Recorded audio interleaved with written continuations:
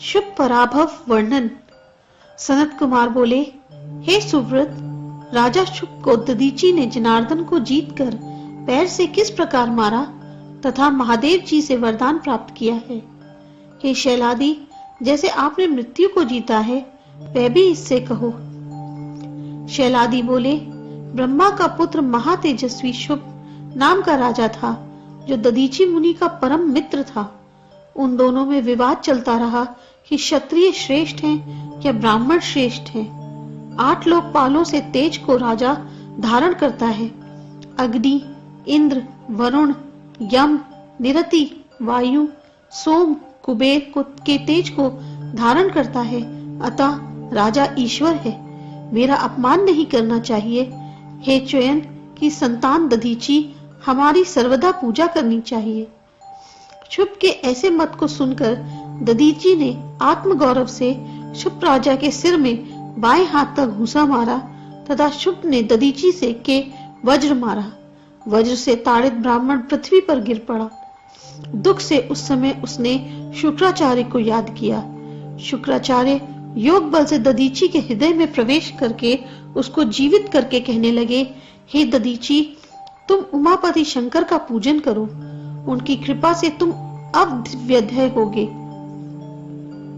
मृत संजीवनी विद्या भी शिव की ही है, वह तुझे देता हूँ। त्र्यंबक का मैं यजन करता हूँ, जो त्रैलोक के भी पितर हैं तथा मंडल के भी स्वामी हैं। 3 तत्वों के, 3 अग्नि के, 3 भूतों के, 3 वेदों के महादेव सुगंधि और पुष्टिवर्धन हैं। पुष्पों में सूक्ष्म गंध के समान वह महेश्वर सुगंधि के समान है। हे ब्राह्मण, पुरुष रूप शिव की प्रकृति पुष्टि रूप है।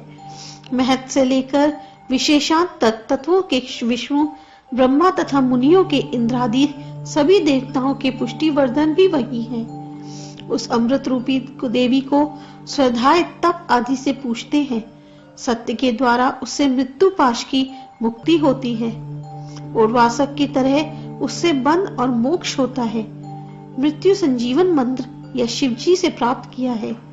इसको जप कर, इसके द्वारा हवन कर, अभिमंत्रित जल पीकर दिन रात शिवलिंग का ध्यान करके मृत्यु का भय नहीं रहता।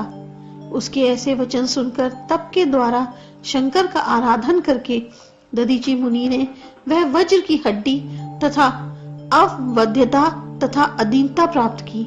तब राजा शुभ को मूर्धा में पैर से तारण किया।